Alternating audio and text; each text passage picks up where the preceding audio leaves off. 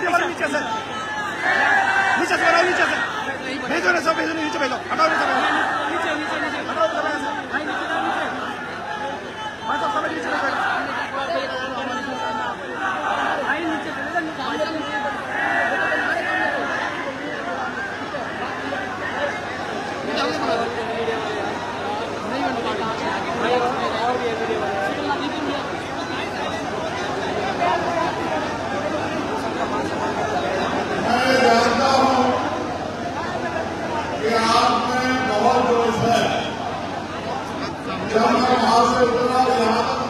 भाई यहाँ पीछे चले जाओ, वो पीछे पर आगे आ रहे हैं, तुम्हें देखते।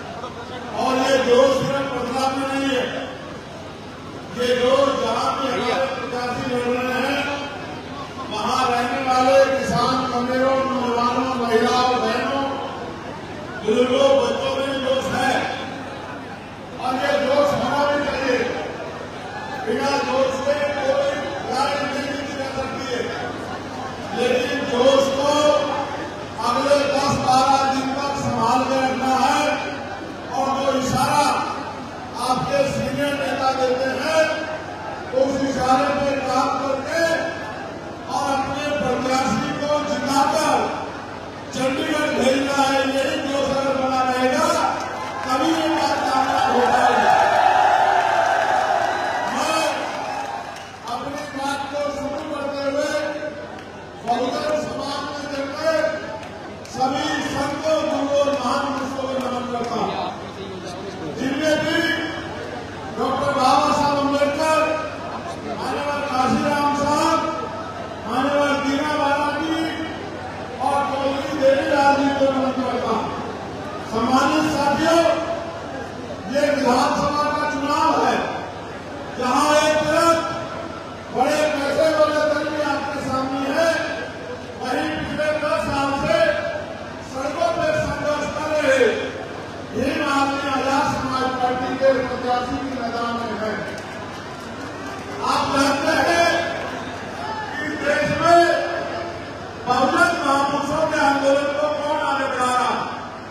आप ये भी जानते हैं जब जब किसान कमेरों पे कोई मुसीबत आई है तो उनकी आवाज बनने का काम किसने किया।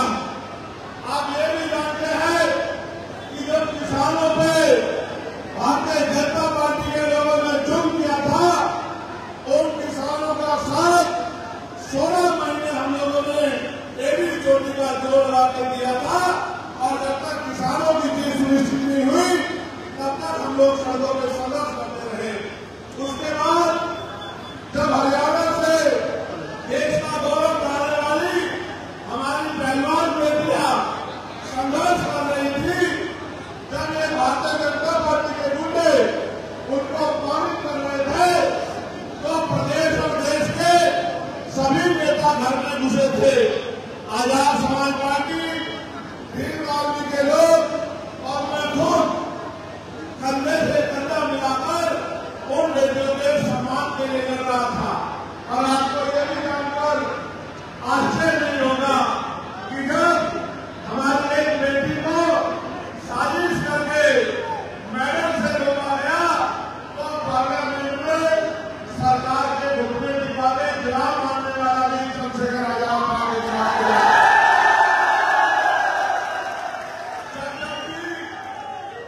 जब भी आप लोगों के साथ कोई भी समस्या आई सड़कों के माध्यम से हमने लड़ाई करी, लेकिन अब मेरा मानना है कि जब तक सड़कों से उठने वाली आवाजें विधानसभा में नहीं जाएंगी और विधानसभा में जाके आपके क्षेत्र के लिए संघर्ष नहीं करेंगी तब तक आपका बहुत ज्यादा भला होने वाला नहीं है।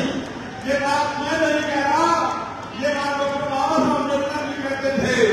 वो ये कहते थे कि पॉलिटिकल पावर जब मास्टर की राजनीतिक सत्ता वो चाबी है जो आपकी सारी परेशानियों का हल कर देगी। और ये बात माननीय काशीराम साहब भी कहते थे। माननीय काशीराम साहब कहते थे कि जिनका दल नहीं होता उनमें बल नहीं होता और जिनमें बल नहीं होता उनकी समस्याओं का हल नहीं होता। मैं आपसे ये कहना चाहता हूँ, समय की कमी है और मेरे कंधों पर जिम्मेदारी है मैं आपसे विश्वास मांगने आया, मैं आपसे प्यार आशीर्वाद मांगने आया हूँ। मैं आपसे अगले 5 साल के लिए आपके संघर्ष को और कामयाब करने के लिए अपने भाई गिरिराज जटोरा जी के समर्थन में वोट की अपील करने आया हूँ। मैं यहाँ आपसे इस उम्मीद से आया हूँ कि यहाँ उपस्थित हरे नौजवान चंद्रशेखर आजाद बन के, गिरिराज जटोरा बन के, रामेश प्रधान जी बन के, रणवीर प्रसाद बन के, भाई आलोक तिलकिया बन के और इस क्षेत्र का एक जिम्मेदार आदमी, इस प्रदेश का ईमानदार नागरिक बन के अगर कसौटी में तय कर ले और आज से संकल्प ले कि भाई हमें गिरिराज जटोरा जी को जिता के विधानसभा भेजना है, तो मैं लिख के देता हूँ कि आपकी मेहनत के आगे कोई भी नहीं पाएगा। न भाजपा टिक पाएगी, न कांग्रेस टिक पाएगी।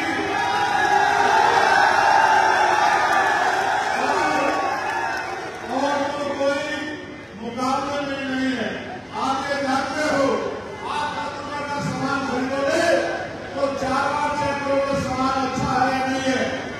लेकिन जब आप कीमती वोट डालने जाते हो तो ये नहीं सोचते कि जिसको वोट दे रहे हैं चुनाव के बाद आपके बीच में आएगा नहीं आएगा।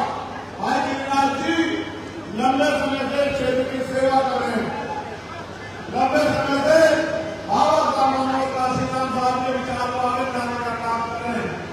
और मैं भाई राजेश तिलकिया का मैं धन्यवाद दूंगा कि उन्होंने पार्टी का वफादार साथी होने के नाते मेरी बात पे पहरा देने का काम किया। मैं उनको विश्वास कराता हूँ